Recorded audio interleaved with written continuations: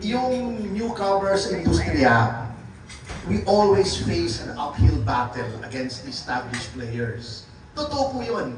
So they were asking me, after that, after making Mama Sapano, which fortunately gathered a lot of awards sa MMFF at saka sa Star Awards, why are you still making movies? Di ba? Sabi mo, mahirap yung industriya. Well, eto, maniwala kayo o hindi, because we in Borracho Films, we love movies. Kaya ang aming motto or principle in life is parang yung MGM. Ars gratis artis. Art for art's sake. If a project is good, we will do it. Secondary na lang kung kumita o hindi. Anyway, ang pelikula sa ngayon, you have a 50-year copyright. Para ka bumili ng kondo, you use it for 50 years. Marami namang platforms ngayon kung saan pwedeng bumawi. Makabawi na lang, hindi na kami humihingi o humahanap ng malaking loss. Why?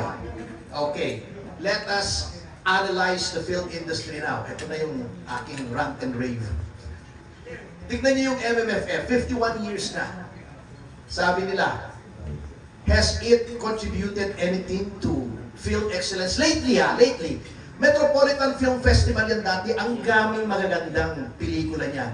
May social message, dyan lumabas yung Paradise Inn, diligin mo ng hamog, ang uhaw na lupa, ang daming magagandang, Jose Rizal, Aurora, ang daming maganda dyan eh. Pero lately, ang problema kasi, you have placed in the movie industry, at least the Metro Manila Film Festival, in the hands of people who know nothing about movies. Bakit sa MMDA mo binigay? Anong alam ng MMDA? In fact, legally questionable pa nga eh, na MMDA nagpapatakbo niya. Kasi kung titignan niyo yung charter ng MMDA, wala naman sa functions ng MMDA na magpatakbo ng film festival. Dapat i-reform yan. Lagay niyo sa Film Development Council of the Philippines yan. Lagay niyo yan dun sa National Commission for Culture and the Arts, may division yun on motion pictures. Yung nakakaalam. Kasi ang nangyayari pag MMDA, andyan yung local government, ang nangyayari, ang nagiging emphasis, gross. Bakit? Kasi may share yung local government. You are emphasizing gross over greatness. Ano nangyari? Mediocre yung mga resulta na ibang films. This is supposed to be a festival. Uulit-ulitin ko, okay naman, there are films for every taste. May mababaw na film, may malalim na film, okay lang, part of the industry. Pero pag festival, utang na loob naman, give us the best. Kaya nga yung, di ba may mga festival, yung Sundance, Cannes, Toronto, Venice, yan yung mga Big Five film festivals, yung best, not necessarily yung most commercially viable. Ano nangyayari? Kita nyo, itong last MMFF lang. Tatlo lang naman ang napanood ko, pero I think that is sufficient to know, to make an evaluation. Maganda yung Call Me Mother. Although, yung story niya, derivative ng ang tatay ng nanay, 1973. Di ba? Dolphy, Nino Mulag, directed by Lino Broca.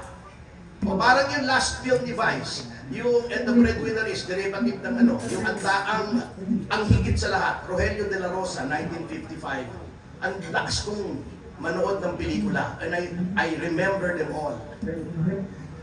Okay na nga na derivative eh. Pero okay, maganda yung acting ni Vice, to be fair. But over Piolo Pascual sa Manila's Finest, no way! No way! No effing way! Yung Manila's Finest, inignore nila. Bago nung nagrarant ako sa social media, sabi nila, si Piolo nga mismo masaya na nanalo si Vice. Siyempre, nasa industriya siya, ako outsider. Siyempre, hindi mo pwedeng i-criticize yun, nasa loob ka eh. Kaming mga luko-luko na gumagawa ng pelikula, on the fringes, kami magsasabi ng totoo. Kaya 51 years na ang MMFF, nasaan ang Palme d'Or mo? Nasaan ang mga trophies mo sa Big Five Film Festival? Sa minor, meron. Paano kang mag-elevate ng taste ng Pilipino if you keep feeding them this thing? Yung bata, umpisa bata, pinakain mo ng instant noodles, pag pinakain mo ng kabyang yan, at saka ng foie gras, hindi nila magugustuhan. Hindi pwedeng ganun ang industry. Otherwise, of course, there's very little that I can do about it, except once in a while, hanggang kaya ko, dahil hindi naman po itong bread and butter ko, buti kung maraming siraulo katulad ko, na gagawa ng pelikula without regard as to commercial viability, basta maganda, para sa akin, gagawin. But, alam niyo po, di ba sabi sa Biblia, to whom much is given, much is asked. Kung malaking player ka na, katulad ng ginagawa ng GMA7, nag-Jose Rizal sila, ang Viva, magagandang project sila. Aurora was a very good movie. The Leader was a very good movie. Oh, paminsan-minsan meron, Never Not Love You is one of the best movies of the decade. Kaya lang, may responsibility kang i-elevate yung taste. Otherwise, para yung gym ito, malaki ang katawan nito. Kung puro 10 pounds yung weight mo, hindi nalalaki ang katawan mo. Kahit masakit, mag 20 pounds ka, mag 30 pounds ka. You have to mold the taste of the public for excellence, which is what we're trying to do. Ibobore ko lang kayo ha.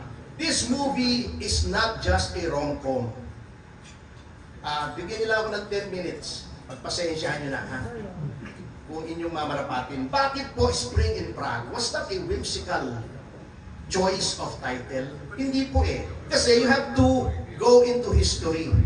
Nung ang Czechoslovakia, before the breakup of the USSR, was in the Soviet orbit. Ibig sabihin, parang satellite state yan ng USSR. They control the government of Czechoslovakia.